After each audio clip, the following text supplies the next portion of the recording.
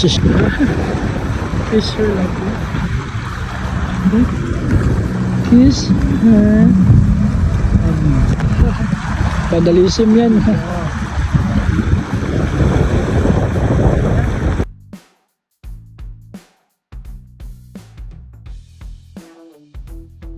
Oh, magkuha lang diya ka. Pagkuha lang diya ka. Oh, ganyan mo. Wala pa nga.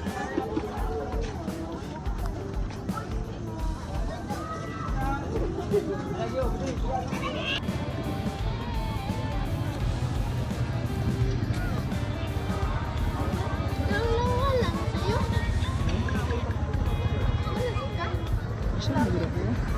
Ha? Saan ka? Lalaki ang wika, kaya ako ang lalaki, ako ang pangulo. Ay yan po kasi symbiotic yan. Ang pamumulo sa babae, gaya ni Kristo sa Iglesia, pamumuluhan natin within the bounds noong aral ng Diyos.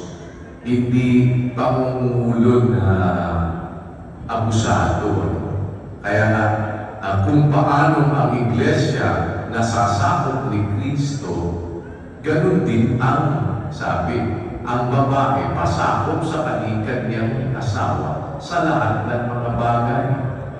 Ngayon, yung lalaki, iibigin ninyo ang inyong asawa gaya ni Kristo na umibig sa Iglesia, ibinigay ang kanyang sarili dahil sa kanya.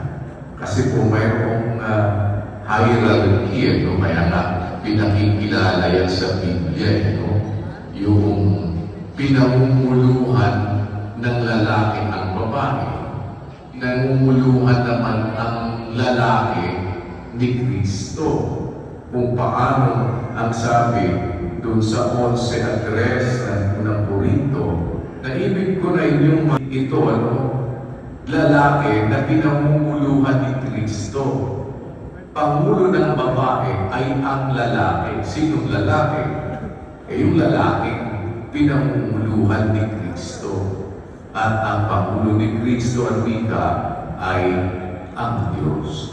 Kung mayroong pagsasama, mga kapatid ng mag-asawa, na kumikilala sa Diyos, ito ay pagsasama na nasa ilalim ng pamumulo ng ating Panginoong Jesucristo.